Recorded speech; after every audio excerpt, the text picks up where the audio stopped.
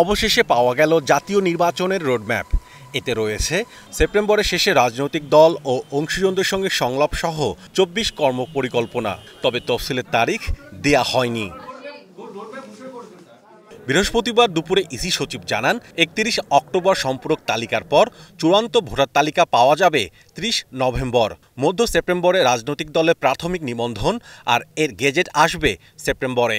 সংসদীয় আসনের সীমানা চূড়ান্ত করে গেজেটও আসবে এই মাসেই। তফসিল সম্পর্কে যেটা আছে সেটা বলা হচ্ছে যে আমরা চেষ্টা করছি যে ভোট গ্রহণের তারিখের ৬০ দিন আগে আমরা তফসিল ঘোষণা করব। এখন ৬০ দিন এইটা আমি বলতে পারি, কিন্তু ভোট গ্রহণের তারিখটা তো আমি জানি না। সম্ভাব্য এটাই বলে দিলাম। তো আমাদেরকে মাননীয় প্রধান উপদেষ্টার দপ্তর থেকে বলা হয়েছে যে আগামী রমজানের আগে ভোটের ব্যবস্থা করতে।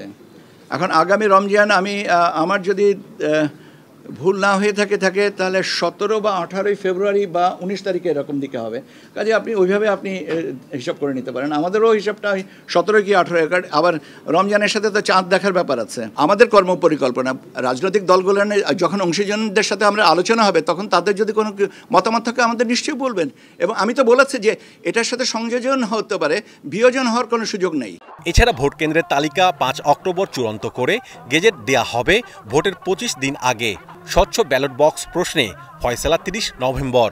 এবারে নির্বাচনে প্রবাসীদের ভোটের ব্যবস্থা নিশ্চিত হয়েছে জানিয়ে ইসি সচিব বলেন, পোস্টাল ব্যালটে ভোটের কাজ শেষ হবে জানুয়ারিতে। কারাবন্দীদের কাছে তা যাবে ভোটের ২ সপ্তাহ আগে। আউট অফ কান্ট্রি ভোটিং এবং in country postal ballot voting, যারা দেশের অভ্যন্তরে আছেন এবং যারা দেশের বাইরে আছেন, বাংলাদেশি যারা ভোট দিতে চাচ্ছেন, সেরকম আমাদের একটা ব্যবস্থা এটা করা। এবং আমরা এই জিনিসটা একটা প্রজেক্ট এবং পরিকল্পনা কমিশনে আমাদের সহকর্মীদের প্রতি আন্তরিকভাবে কৃতজ্ঞতা যে তারা খুব অল্প সময়ে এই প্রজেক্টটাকে আমাদের ক্লিয়ার করে দিয়েছেন। এবং আমরা প্রজেক্টের কাজ গতকালকেও আমরা এটার একটা ব্রিফিং শুনেছি। এবং আমরা মনে হয় যে গতিতে আমরা আগাচ্ছি, তাতে আমাদের যে লক্ষ্যমাত্রা ছিল যত তারিখে, তার আগে আমরা বোধহয় প্রজেক্টটাকে পাইলট রানে নিয়ে আসতে পারবো। মোট কথা হচ্ছে যে মোটা দাগে যেটা বলা যেতে পারে যে এবার প্রবাসীরা বাংলাদেশে যে বিদেশে আছেন, অবস্থান করছেন, তারা ভোট দেওয়ার সুযোগ পাবেন। ভোট কেন্দ্রে সিসি ক্যামেরা ব্যবহার নিয়ে সিদ্ধান্ত স্বরাষ্ট্র মন্ত্রণালয় থেকে আসতে হবে বলেও জানান ইসি সচিব। বলেন, এবার এআইয়ের অপব্যবহার রোধই হবে বড় চ্যালেঞ্জ। ভোট কেন্দ্রে সিসি ক্যামেরা থাকা লাগবে কি লাগবে না, এটা নির্ভর করতেছে তো স্বরাষ্ট্র মন্ত্রণালয়ের অনুমানের উপরে। আমরা তো চাইব যে সুষ্ঠু শান্তিপূর্ণভাবে ভোট গ্রহণ হোক এবং ভোট মানুষ দিতে আসবেন স্বতঃস্ফূর্তভাবে, আনন্দমুখর পরিস্থিতিতে। আমরা তার জন্যে অংশীজন হিসেবে যে স্বরাষ্ট্র মন্ত্রণালয় মনে করে যেটা করতে হবে, অবশ্যই তারা করবে এবং সেখানে আমাদের যা সহযোগিতা লাগবে আমরা করব।